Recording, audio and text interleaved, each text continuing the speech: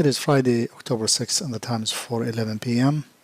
Just wanted to do a quick video. I stopped trading on Wednesday morning this week with the weekly profit target. Just wanted to go over some of the movement that we saw today.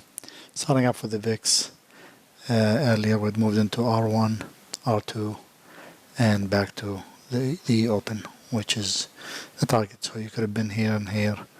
Usually I would be out on both positions, in here somewhere in here, but if you could have stayed with it, you could have easily gotten a better target at the weekly open, the yellow line. Gold did not really do much. It did move down to S1, stayed there. If you had stayed with the position with the stop below S2, you would have been a slight gain, or at least got out break even. Plenty of chances to get out at break even or a small gain. The ZN had moved a lot today. Again, this had happened earlier. We've talked about it already.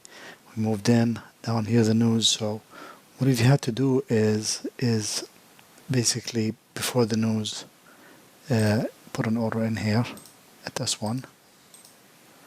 And watching this is as scary as can be if you have a long position thinking this is going to continue. But I would have been long in here, added in here, with the stop below those lows in here on both. But if you had done that, then this position would be a small loss maybe, or maybe even a gain depending where you get out, or break even. But this position would have done really well. Or you could have decided to avoid the big movement in the news and wait till the market settles down, which usually what I would do for major breaking news coming out like unemployment or Fed day, is I would be definitely taking this. And if you've taken this, I mean the close of this bar is perfect to the point of where S2 is. So this would have been good for a nice gain on the ZN. Of course, I would have been trading the 10-year instead, the same thing. You would have been short in here, taking some heat, but came down with a nice gain later in an hour or two. Oil, it would have been a loss. I see this is one of those trades that you would have been long in here, added to it, has down $5 in here, and this you could have got out of this one with break even, but that's $5 on an MCL. That's about $500, so that would be a big loss if you had stayed with that position. The MES, again, this is my last trade right here when I took profit and I was gone. But if you had waited and wait for the news to break, let it break through. News broke down in here, 7:30. So we already going down, and you just wait on it.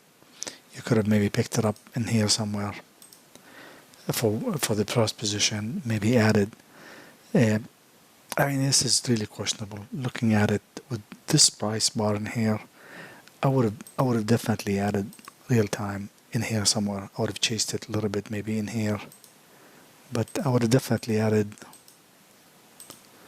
a long a bit before S2, because this move is just there's buyers waiting for this, and if you had picked it up early, this would have been a great gain back to the mid, or at least back to S1. MNQ, again, I stopped trading on this day, took profit. It kind of danced around a bit, then it came in.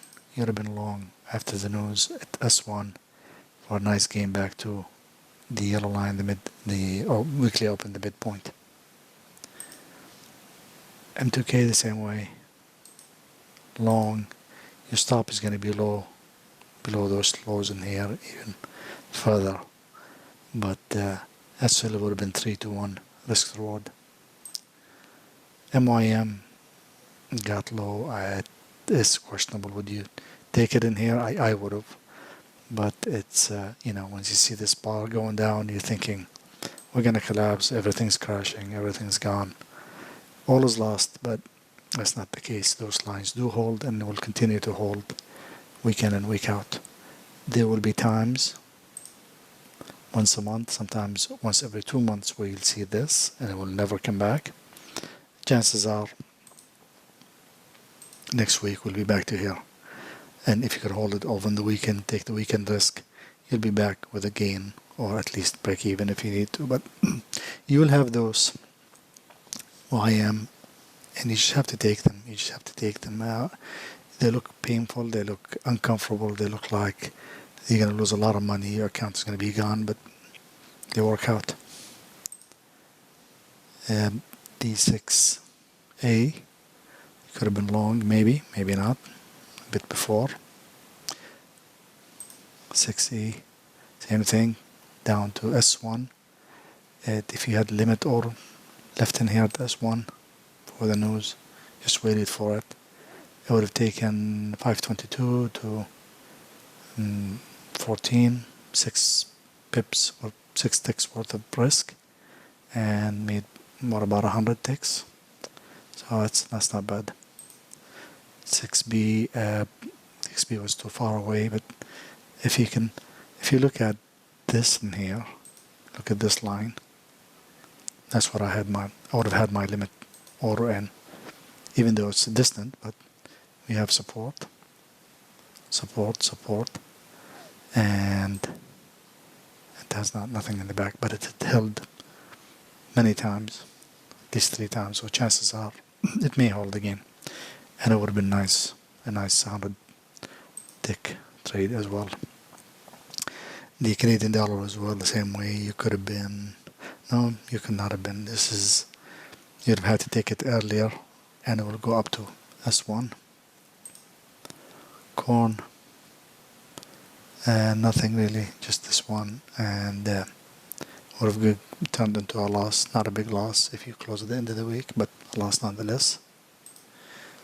Wheat, short, took profit, and again stopped trading, but you could have been short in here with a nice gain at the end of the week close. Not much on the soy. Natural gas did make a nice move up, and it would have been long, and this is the same thing as oil. The short, both of them would have been a loss, and those three, just nothing you can do about it. With some commodities that are very news sensitive, when major news hit, you're gonna see those.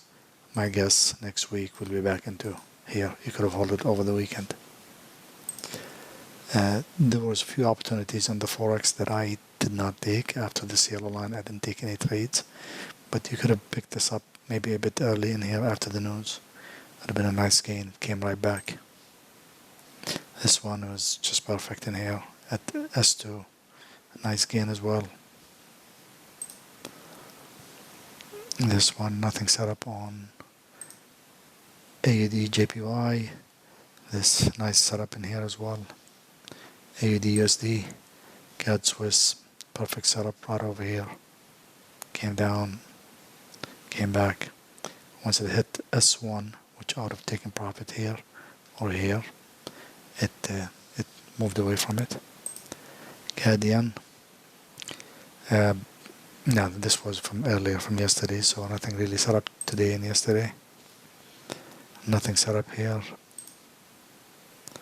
Nothing here.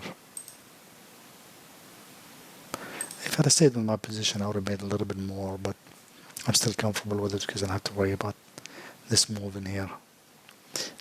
This had nothing really here. Nothing set up today and yesterday. Nothing here. Nothing. Nothing. This is perfect as well. Came down to S1. Would have been to 85. Let's say you take it at 90. Less than 10 pips of risk to make 100 and 120 even more. Nothing here. Nothing. This is a bit far, chances are, but you see those prices in here, so you may step ahead of it and allow it to draw on you. This also, nice setup. Went exactly to the midpoint. So I did which one was it? No, I missed it. So over here, nothing set up, but came back to midpoint, and after the news, it just went up from there. this New Zealand Kiwi came down right to S1 and stopped right at the yellow, the midpoint. So this would have been your entry long, and this would have been the exit. I mean, you couldn't ask for a better setup with very low risk, and then no heat was taken. This is 29, 26, 7, 8 pips worth of, even with the spread, 10 pips worth of risk to make 100. Same thing with the Swiss.